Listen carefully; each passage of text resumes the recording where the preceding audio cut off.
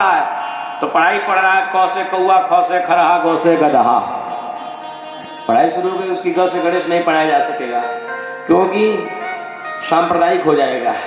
ग से गधा भले पढ़े लेकिन गणेश नहीं पढ़ेगा। लेकिन हम कहते हैं कि क से कौआ के जगह पर क से कर्म करना सिखा दिया जाए, ख से खाना खाना सिखा दिया जाए, ग से गाना सिखा दिया जाए, तो हमें लगता है कि ये व्यक्ति के जीवन के नैतिक ज्ञान हो जाएंगे। लेकिन नहीं, ये नहीं पढ़ाया जाएगा। पढ़ाया जाएगा क्या? तो कौआ गधा घोड़ा, क्योंकि आगे बढ़ना भी यही है। बोलिए हनुमान जी महाराज की। अच्छा, 25-30 साल तक भाई बेटा पढ़ने के लिए स्कूल गया, 25-30 साल तक पढ़ाई किया और 25 साल 30 साल तक नौकरी लग गई तो ठीक है, नहीं नौकरी लगी तो लोग बोलेंगे ऐसा करो अब ये कई काम बचा है क्या, बोला इनका विवाह करो। तो अभी तक 25-30 वर्षों तक वो नौकरी के डिप्रेशन में जी रहा था, उसके लिए मेहनत कर रहा था, उसके टेंशन में शरीर दुबला पतला, नींद नहीं, चैन नहीं, शरीर में परेशान। और 25-30 के बाद कहीं नौकरी नहीं मिली तो फिर अब प्राइवेट जॉब का सहारा, उसके बाद क्या, तो लोग जबरदस्ती उसका विवाह कर देते हैं। अब घर में आ गई धर्मपत्नी, पहले तो अकेले स्वतंत्र थे, अब एक का बोझ और आ गया। कुछ काल बाद घर में बच्चे हुए, बच्चों की चिंता अलग। और जब बच्चे हो जाते हैं, जब पत्नी और बच्चों की जिम्मेदारी जीवन में आ जाती है, तब आदमी समझ पाता है कि जीवन क्या है। उसके बाद तो न नींद आती है न चैन रहता है। उसके बाद तो आदमी बस भविष्य की ही चिंता, कितना कर ले कितना कर ले। अब यही व्यक्ति का जीवन रह गया है। अब इनसे फुर्सत मिले तब तो भजन करे। ये बात कौन कह रहा है? भगवान कपिल कह रहे हैं माँ से कि माँ यही तो व्यक्ति का जीवन है। इसीलिए माँ यदि सुख इस जीवन में चाहते हो तो अब से भी इन मन वाणी व्यवहार से, संसार से मन को हटाकर उस परमपिता परमेश्वर का चिंतन करो तो कल्याण होगा। माता जी प्रणाम करती हैं और प्रणाम करके स्वयं माता जी भी सन्यासी हो जाती हैं, वो भी घर छोड़ देती हैं। आगे चल करके यही कपिल भगवान सांख्य शास्त्र की स्थापना कर लोगों में घूम घूम कर सांख्य शास्त्र का उपदेश करते हैं। पूज्यपाद सुखदेव भगवान कहते हैं इस प्रकार देवहूति जी और करदम जी के द्वारा कपिल भगवान और जो मनु जी महाराज की एक बेटी जिनका नाम प्रसूति था, उन प्रसूति जी का विवाह हुआ दक्ष प्रजापति के द्वारा। दक्ष प्रजापति ब्रह्मा जी के पुत्र हैं और दक्ष प्रजापति ने प्रसूति जी के द्वारा, उनके द्वारा विवाह करके 16 कन्याओं को जन्म दिया, जिनमें 13 कन्याओं का विवाह समय आने पर धर्म के साथ हुआ, धर्मराज के साथ, और 2 कन्याओं का विवाह अग्नि भगवान के साथ हुआ जिनका नाम स्वाहा और स्वधा था। सबसे छोटी कन्या की नाम सती था। उन सती जी का विवाह भूत भवन भोलेनाथ जी के साथ हो गया। जब भूत भवन भोलेनाथ जी के साथ सती जी का विवाह हुआ तो परीक्षित जी के मन में उत्कंठा हुई कि बाबा क्या ये वही भोले शंकर भगवान, ये वही दक्ष जी हैं क्या, कि जिन दक्ष जी ने एक बार शंकर भगवान का अपमान कर दिया था। और हे बाबा, मैं आपसे जानना चाहता हूं कि आखिर में दक्ष जी और शंकर जी दोनों ससुर दामाद में जीवन भर कभी पटरी नहीं खाई, क्या बात है? किन कारणों से इन लोगों में विरोधाभास हुआ? क्यों सती जी का देह त्याग हुआ? प्रश्न जब उन्होंने किया, सुखदेव भगवान पूर्व प्रसंग सुनाना प्रारंभ कर देते हैं और कहते हैं सुनो, शंकर भगवान दक्ष जी के दामाद हैं और ये दामाद लोग होते ही ऐसे जितना दे दिए जो नहीं करने वाले हैं। लेकिन नियम है, ससुराल में कितना देर ठहरना चाहिए दामाद को।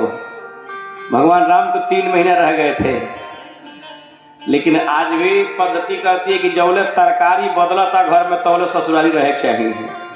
आ घर में जहिया एक के दिन 2 खल के तरकारी मिल गई, 2 दिन में एक के खल के समझ ले कि बस सब ऊ भी गई बा लोग, तो वो ये सब भगले में भलाई बा। तो जब तक व्यंजन बदल रहा है तब तक रहिए, और जब व्यंजन एक कलर का मिलना शुरू हुआ समझ लीजिए कि सब मनोबल हुआ। भगवान महादेव और दक्ष जी में कोई विशेष विरोधाभास नहीं हुआ था।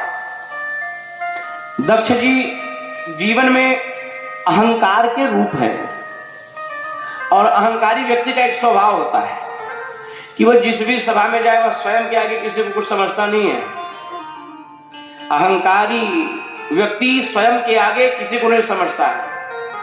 अहंकारी व्यक्ति सभा में आए और आप उसे प्रणाम करिए तो उसमें आपका संस्कार नहीं, वो तो अपनी योग्यता देखेगा।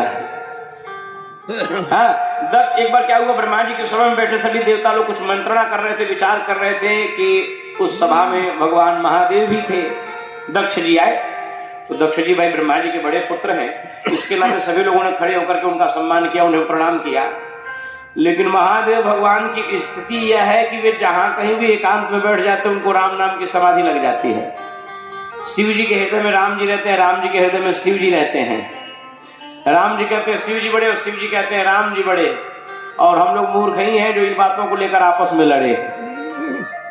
अब कुछ लोग ऐसे होते हैं, शिव जी को भजने वाले होते हैं कहते हैं राम जी को हम नहीं मानते, और राम जी के भजन करने वाले कहते हैं शिव जी को नहीं मानते।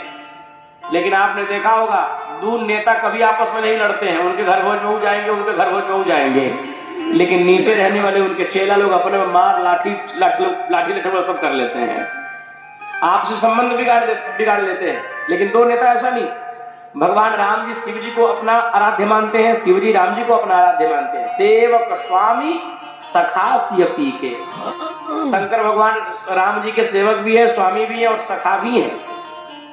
और शंकर जी के जीवन का एक नियम है कि जहां कहीं वे बैठ जाते हैं उनको राम नाम की समाधि लग जाती है। माता सती जी ने एक बार पूछ दिया कि प्रभु एक बात बताइए। शंकर जी ने कहा क्या? बोला आप देवों के देव महादेव जी हैं, और महादेव होकर के आपने आप किसका माला जपते रहते, किसका भजन? महादेव भगवान बोले भजन करते रहते। बोला किनका? बोला जो हमको महादेव बनाए हैं। बोला आप देवों के देव महादेव हैं और आपको भी किसी ने महादेव बनाया है और आप उनका भजन करते हैं? महादेव भगवान बोले तो आपको क्या लगता है ये महादेव जैसा इतना बड़ा विशेषण मैंने अपने नाम के आगे स्वयं लगाया है? नहीं, ये पदवी हमें कहीं से मिली है। ये नाम के आगे विशेषण किसी ने हमें दिया है। कौन दिया है? भगवान ने दिया है। इसीलिए मैं उस भगवान का नाम लेता हूँ। तो जिस भगवान के द्वारा पद मिला हो, आदरणीय तिवारी जी, जिस भगवान की कृपा से पद मिला हो उस भगवान का नाम बार बार जपना चाहिए। जय हो, जय हो, बोलिए हनुमान जी महाराज की। और रखे रहिएगा, बताइएगा। हाँ, जिस भगवान की कृपा से पद प्रतिष्ठा सब मिला हो उस भगवान का नाम जो है सदैव जपना चाहिए, बार बार नाम लेना चाहिए उनका। भगवान महादेव माला जप रहे, आंख बंद करके समाधि से माला जप रहे थे, इतने में दक्ष जी आए। और जब दक्ष जी आए तो सभी लोग उनको प्रणाम किए, लेकिन शंकर भगवान अपने स्थान से खड़े नहीं हुए। सो अभिमानी व्यक्ति का यह स्वभाव होता है कि कितने लोग उसको प्रणाम किए उस पर नजर उसका नहीं जाता है, लेकिन कौन प्रणाम नहीं किया उसको ढूंढता जरूर है, उसको ठिकाने पर चढ़ाएगा और किनारे बुलाएगा, बुलाकर बोलेगा बहुत बड़का बन गया है, संस्कार भूल गया है। अब दक्ष जी को तो इतना बुरा लगा कि भाई सारा संसार हमें प्रणाम करो, हमारा ही दामाद होकर हमारा ही इतना बड़ा विरोध। बहुत दुख हुआ, बहुत कष्ट हुआ इनको। उसी सभा में महादेव भगवान की महिमा नहीं जान पाए, उसी सभा में लगे महादेव भगवान को उल्टा सीधा बोलने। ये नंग धड़ंग रहने वाला, समाज के आचार विचार का कोई इसको ज्ञान नहीं है, समाज में होता तो सामाजिकता इसके अंदर होती, ये बड़े छोटे का सम्मान नहीं जाता, हमें प्रणाम नहीं किया, बहुत कुछ। शंकर भगवान की जब समाधि आंख खुली तो देखे कि ससुर जी कुछ बड़बड़ा रहे हैं, तो सुना कि गाली दे रहे हैं। शंकर भगवान लगे हंस रहे थे, शंकर भगवान को पता ही नहीं था किसको गरिया रहे हैं। तब तक भगवान शंकर जी का एक गढ़ आया, कह रहा कि आप हंस रहे हैं, वो आप ही को गरिया रहे हैं। भगवान शंकर कहे हमारे ससुर जी हमको गाली दे रहे हैं? बोला हाँ। शंकर भगवान की विनम्रता देखे, शंकर भगवान कहते हैं कि देखो भाई, माता पिता बड़े बुजुर्ग सापत तारत परुष कहनता, माता पिता गुरु स्वजन, ये लोग अगर जो कुछ परुष वचन बोल रहे हो, कुछ डांट रहे हो, गाली भी दे रहे हो, तो कभी उसको अन्यथा नहीं समझना चाहिए, उसमें अपना हित समझना चाहिए, मौन रहना चाहिए। शंकर भगवान के कोई बात नहीं, हमारे पत्नी के पिताजी है तो मेरे भी पिताजी हैं, और माता पिताजी लोग तो डांटते रहते हैं, बुरा नहीं मानना चाहिए। शंकर भगवान खूब बढ़िया माला जप रहे। शंकर भगवान मणि मन सोचने लगे, हे मन, मेरा जब विवाह हुआ था तो मेरे विवाह में गाली तो पढ़ी नहीं गई थी। शंकर जी सोचे कि मेरे विवाह में गाली तो पढ़ी नहीं गई थी, क्योंकि बारात ही हम ऐसा लेकर गए थे कि एक बार बारात देखने के बाद कौन कहाँ गया पता ही नहीं चला। हाँ, शंकर जी की जब बारात गई थी ना, तो बारात से पहले तो दरवाजे पर बड़ी भीड़ लगी थी, बहुत भीड़, कार्यकर्ता लोग, बड़ी सुंदर सुंदर बाराती आए हैं। पहले तो देवता लोग बारात लेकर पहुंचे, देवताओं की टोली पहले पहुंची। तो जब देवताओं की टोली पहले पहुंची तो पूरे गांव नगर के लोग हरे राम राम, महादेव दूल्हा आए हैं, महादेव दूल्हा आए हैं, दरवाजे पर मार भीड़ लगाए हुए देखने के लिए। और जब से जैसे माता मैना जी आरती उतारने लगी भगवान विष्णु जी की, तो भगवान विष्णु जी माता जी से कहे, माता जी आप हमारी आरती क्यों उतार रही हैं? तो माता जी के सरकार महादेव दूल्हा तो आप ही है ना। भगवान विष्णु कहे, नहीं नहीं, हम दूल्हा नहीं, हम तो उनके सेवक हैं, दुल्हवा के हम सेवक हैं। माता जी कह रहे, राम राम, जिसके सेवक ऐसा उसका मालिक कैसा? नारद जी किनारे खड़े थे, वो बोले कि वो तो आ ही रहे हैं, पता चल जाएगा अभी कैसा। बारात पहुंच रही है, भगवान विष्णु अंदर गए, माता जी प्रणाम कर अब नारद जी को देख रही है और मुस्कुरा रही है, सब आप ही के वजह से ये शुभ घड़ी मेरे घर आई है, इतने सुंदर सुंदर बाराती लोग आए हैं। नारद जी कहे, माता जी ये हाथ ऐसे ही रहे, यहाँ तक न पहुंचे, याद रहे। इंद्र जी आए, जितने स्वर्ग के देवता आए सब लोग अंदर चले गए और नारद जी को पता चला कि जब भगवान शिव जी आने वाले हैं, वहां से भाग लिए गए। वो समझे कि वो आएंगे तो ये नहीं मिलेगा, फिर ये कलर पकड़ा जरूर जाएगा। तो नारद जी वहां से भाग लिए, बड़े आगवानी कर रहे थे, वहां गांव के लोग कोई कहीं से देख रहा है, कोई कहीं से देख रहा है, गाली गा रहे हैं, लोग स्वागत कर रहे हैं। और जैसे देवताओं की बारात अंदर गई अब और भगवान शंकर जी की जामात पहुंची, 1 मिनट में दरवाजा कैसे खाली होगा कुछ पता ही नहीं चला। कौन कहाँ गया, कोई छान पर चढ़ा, कोई भूसौला वाली घारी में गया, कोई पेड़ पर चढ़ा, कोई चौकी के नीचे से झांक रहा है, कोई केवाड़ी के बगल से देख रहा है। उसमें से किसी ने कहा, राम रवि कौन चीज है भैया? किसी ने कहा कि ऐसा है कि बारात जब आती है तो विभिन्न प्रकार के नाच ड्रामा आते हैं, क्या पता ये कौन प्रकार के नाच हो है। तब तक एक भूत दौड़ करके आया, बोला, अरे नाच नहीं है, महादेव दूल्हा बैल पर बैठे हैं। सो शंकर भगवान मनी मन सोचने लगे, आज ससुर जी गाली दे रहे थे। तो शंकर भगवान सोचे कि उस समय तो हमारी गाली पढ़ी नहीं गई थी, क्योंकि कई लोग तो देख करके ही बिस्तर पकड़ लिए थे और जो लोग सकुशल थे वे गाली देने लायक नहीं थे, मुख ही नहीं खुल रहा था जो गाली दे। तो हमारे तो मन के अंदर इच्छा थी कि कोई गाली दे, लेकिन उस समय कोई दिया नहीं। तो चलो कम से कम वो वाली बात या फिर वो वाली इच्छा आज हमारे ससुर जी ही पूरा कर ले, यही गरिया ने जितना गाली देना है दे लें। दक्ष जी बहुत गाली दिए, देने के बाद जब बाद में थक गए, नहीं देखे कि कोई उधर से प्रतिक्रिया नहीं मिल रही है, थक गए और मनी मन इन्होंने प्रतिशोध भगवान महादेव जी का अपमान करने का निर्णय कर लिया और बोला कि तुमने इस सभा में मेरा अपमान किया है, मैं भी प्रतिज्ञा करता हूँ समय आने पर इसी प्रकार मैं भी तुमको जो है कि सो तुम्हारा जातिगत अपमान करूंगा। जद्दक जगदारुण दुख नाना, और सबसे कठिन जाति अपमान, मैं भी अपमान तुम्हारा करूंगा। और जाति किसको कहते हैं? ब्राह्मण क्षत्रिय शूद्र वैश्य की जाति? बोला नहीं, स्त्री और पुरुष की जाति, अच्छे और बुरों की जाति। अच्छे लोगों की एक अलग जाति होती है, गड़बड़ लोगों की एक अलग जाति हो जाती है, माताओं की एक अलग जाति है, पुरुषों की एक अलग जाति है। बाकी तो सब अपने कर्म के आधार पर अपना जाति का निर्माण कर लेते हैं, जिसका जैसा कर्म उसका वैसी समाज। आपको सर्टिफिकेट दिखाने की जरूरत नहीं है, जैसा आपका कर्म होगा दुनिया आपको वही कह करके बुलाएगी। बोलिए हनुमान जी महाराज की।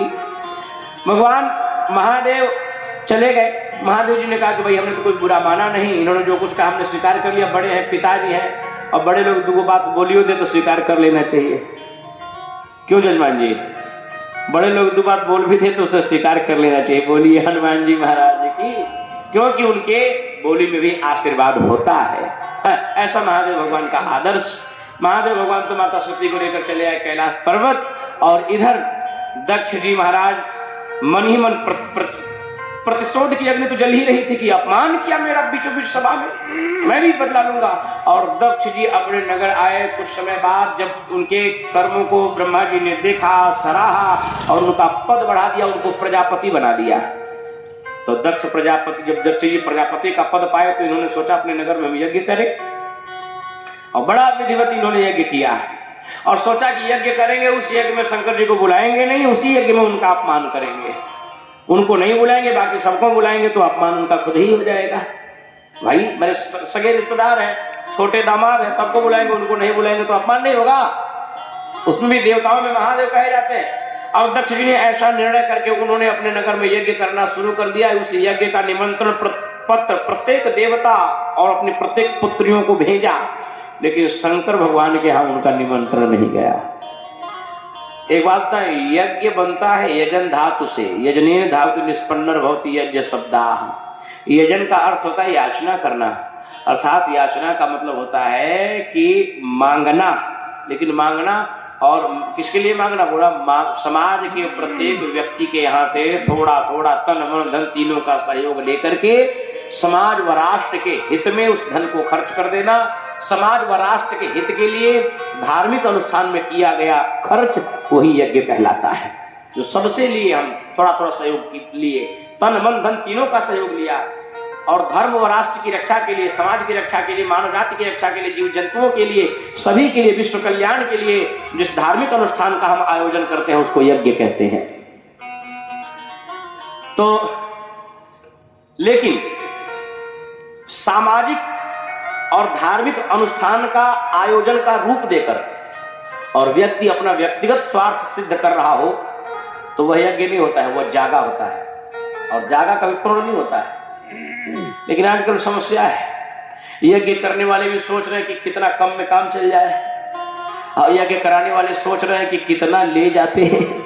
बोलिए हनुमान जी महाराज की। यही कारण है कि उन यज्ञों का सही फल मिल नहीं पाता है। जब होता और करता इन दोनों की दृष्टि, यानी करने वाला भी सोचता कि विधाता ने हमें जो दिया है हम अधिक से अधिक जितना बन सके उतना लुटा दें, उतना सेवा कर दे, दीन दुखी निर्बल दुर्बल की सेवा करें।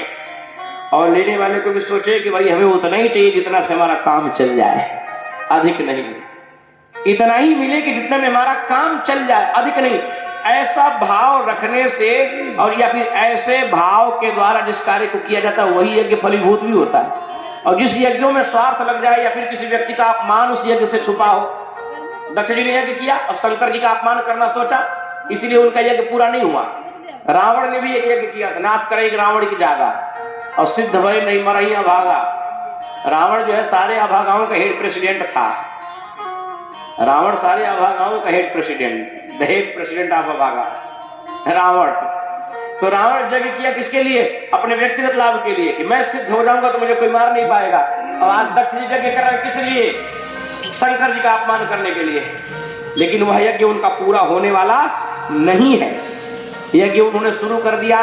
भगवान महादेव कैलाश पर्वत पर बैठे हुए थे, आंख बंद करके भगवान का भजन कर रहे थे। और क्या कह रहे थे? शंकर जी के जीवन का एक नियम है, जैसे रखे राम जी रहना चाहिए, जैसे रखे राम जी रहना चाहिए, जैसे रखे राम जी रहना चाहिए, जैसे रखे राम जी रहना चाहिए। मान अपमान सब सहना चाहिए, मान अपमान सब सहना चाहिए, जैसे रखे राम जी रहना चाहिए, जैसे रखे राम जी रहना चाहिए। अनुकूल प्रतिकूल दोनों ही कुलों के मध्य, अनुकूल प्रतिकूल दोनों ही कुलों के मध्य, अनुकूल प्रतिकूल दोनों ही कुलों के मध्य, अनुकूल प्रतिकूल दोनों ही कुलों के मध्य, सरिता समान नित बहना चाहिए, सरिता समान नित बहना चाहिए। जीवन में कहीं अनुकूलता भी आती है, कहीं प्रतिकूलता भी आते हैं। कहीं कहीं हम लोग जैसा सोचते हैं वैसा भी होता है, कहीं कहीं हमारे सोचने के खिलाफ भी हो जाता है। लेकिन महादेव भगवान क्या कहते हैं? अनुकूल प्रतिकूल दोनों ही कुलों के मध्य। अनुकूलता देखकर वहां ठहरिए नहीं, प्रतिकूलता देख करके रोइए नहीं। दोनों के बीच से रास्ता निकाल कर, जैसे दो किनारों को जोड़ता उसको पुल कहते हैं। पुल दो नदी के किनारों को जोड़ता उसको पुल कहते हैं। और हम लोगों के जीवन को भी जो जोड़ रहा है, एक अनुकूल और एक प्रतिकूल, और दोनों के मध्य में अनुकूलता। नदी का धारा न उस पुल के किनारे ठहरती है न उस पुल के किनारे ठहरती है, बीच वाले रास्ते को लेकर के आगे बढ़ जाती है। उसी तरह व्यक्ति को चाहिए कि न अनुकूलता पर रुके और न प्रतिकूलता पर ठहरे, दोनों के बीच से रास्ता निकालते हुए क्या सरिता समान नित बहना चाहिए, सरिता समान नित बहना चाहिए। और चाहते आराम हो तो प्यार नित सुबह और शाम, चाहते आराम हो तो चाहते सुबह और शाम, चाहते आराम हो तो प्यार नित सुबह और शाम, चाहते आराम हो तो प्यारे सुबह और शाम। क्या सीताराम सीताराम कहना चाहिए, सीताराम सीताराम कहना चाहिए, सीताराम सीताराम कहना चाहिए, सीताराम सीताराम कहना चाहिए।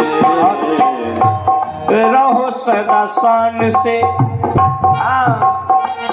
रहो सदा शान से भरोसे भगवान के, रहो सदा शान से हमेशा भगवान के, रहो सदा शान से भरोसे भगवान के।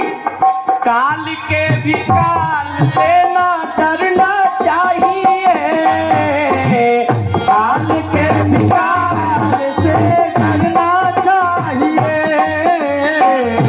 ऐसे रखे राम जी रहना चाहिए, ऐसे रखे राम जी रहना चाहिए।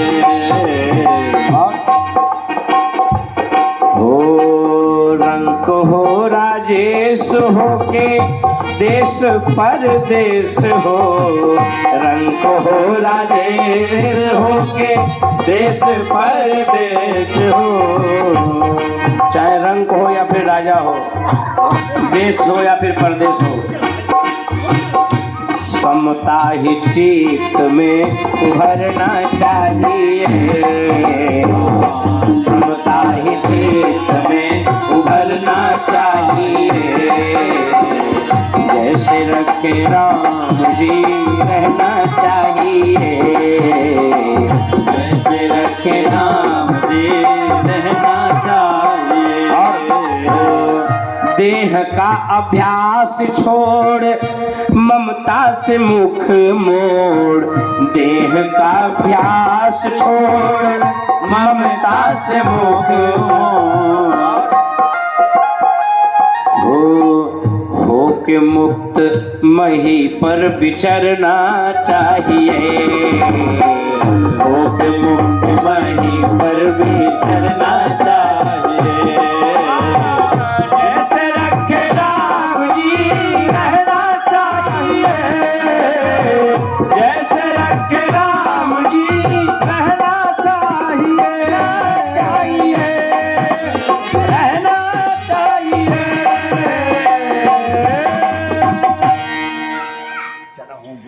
हमारे गुरुदेव कहते थे कि रहना क्या चाहिए।